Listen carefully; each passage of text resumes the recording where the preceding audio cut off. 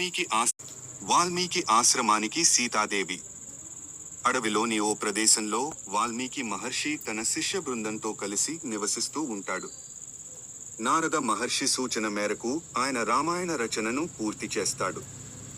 అడవిలో ఎటువైపు వెళ్లాలో తెలియక సీతాదేవి నానా కష్టాలు పడుతూ వాల్మీకి ఆశ్రమం దిశగా వెడుతుంది. తన ఆశ్రమం సమీపంలోకి వచ్చిన సీతాదేవిని వాల్మీకి మహర్షి చూస్తాడు. ఆమె సీతాదేవి అనే విషయం ఆయనకి అర్థమైపోతుంది. ఆమె ఏ కారణంగా అడవిలో ఒంటరిగా ఉందనే విషయం ఆయనకి తెలిసిపోతుంది. తాను వాల్మీకి మహర్షిననే విషయాన్ని సీతాదేవికి చెబుతాడు. గర్భవతి అయిన ఆమెను తన ఆశ్రమానికి రమ్మని కోరతాడు. తాను ఎలాంటి పరిస్థితుల్లో ఉన్నది సీతాదేవి ఆయనకి వివరిస్తుంది.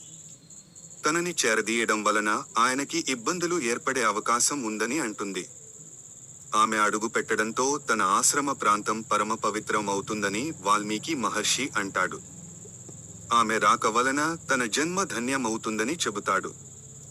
ఆమె పేరు అందరికీ తెలుస్తుందనే బెంగ అవసరం లేదని, లోకపావని పేరుతోనే అందరికీ పరిచయం చేస్తానని అంటాడు. వాల్మీకి మహర్షి పదే పదే కోరడంతో ఆయన ఆశ్రమంలో తలదాచుకోవడానికి సీతాదేవి అంగీకరిస్తుంది. ఆయనకి కృతజ్ఞతలు చెప్పుకుని మౌనంగా అనుసరిస్తుంది.